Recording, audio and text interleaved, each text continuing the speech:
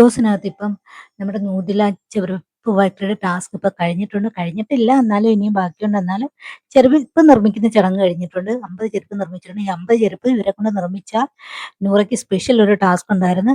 നൂറയ്ക്ക് ഒരു സ്ഥാനം ഉണ്ടല്ലോ, ഒരു പവർ ഉണ്ടല്ലോ, നോമിനേഷൻ ചെയ്യാനുള്ള പവർ നഷ്ടപ്പെടുമായിരുന്നു. എന്തായാലും നൂറ അത് അക്കാര്യം അവരോട് പറയാതെ എന്തായാലും ആ ഒരു ചടങ്ങ് നടത്തി 52 ചെരുപ്പ് നിർമ്മിച്ചിട്ടുണ്ട്. ചെരുപ്പ് നിർമ്മിച്ചതിന് ശേഷം എല്ലാവർക്കും കോയിനുകൾ വിതരണം ചെയ്യുന്നുണ്ട്. പക്ഷെ നൂറ അക്ബറിന് കൊടുക്കുന്നില്ല, ജിഷിനും കൊടുക്കുന്നില്ല.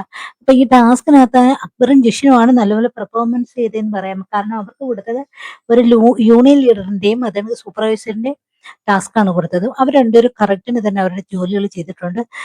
ഏത് രീതിയിൽ പെർഫോമൻസ് ചെയ്യണോ അത് പെർഫോമൻസ് ചെയ്തിട്ടുണ്ട്.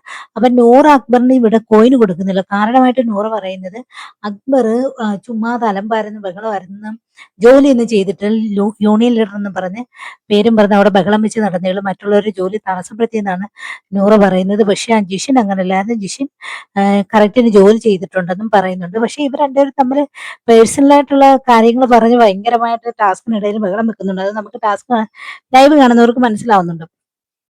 പിന്നെ അത് കഴിഞ്ഞ് അതുകൊണ്ട് നൂറ കൊടുക്കുന്നില്ല, കോയിൻ ആർക്കും കൊടുക്കുന്നില്ല. അതിനുശേഷം നൂറ കോയിന് 2 കോയിന്, ബ്ലാക്ക് കോയിനും ഉണ്ട്, 2 ഗോൾഡ് കോയിനും ഉണ്ട്.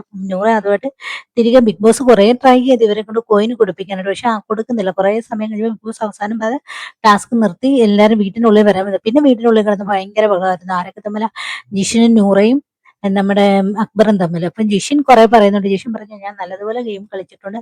അപ്പൊ എനിക്ക് ടാസ്കിനകത്ത് ആദ്യമേ കോയിൻ കൊടുത്തിട്ടില്ലായിരുന്നു. വീട്ടിലെത്തിയതിനു ശേഷമാണ് ജിഷിൻ ആക്ച്വലി കോയിൻ കൊടുക്കുന്നത്. പക്ഷെ അക്ബറിന് ഒട്ടും കൊടുക്കുന്നില്ല. അപ്പൊ നൂറ പറയുന്നത് അക്ബർ ജോലി തടസ്സപ്പെടുത്തി എന്ന് കാരണമാണ് പറഞ്ഞത്. അപ്പൊ നൂറ ചോദിക്കുന്നുണ്ട്, അല്ല അക്ബർ ചോദിക്കുന്നത്, ആരാണ് പറഞ്ഞത് ഞാൻ ജോലി തടസ്സപ്പെടുത്തുന്നത്? അപ്പൊ ലക്ഷ്മിയാണ് പറഞ്ഞത്. പിന്നെ ലക്ഷ്മി അക്ബറും തമ്മിൽ നല്ലൊരു ഫൈറ്റ് അവിടെ നടക്കുന്നുണ്ട്.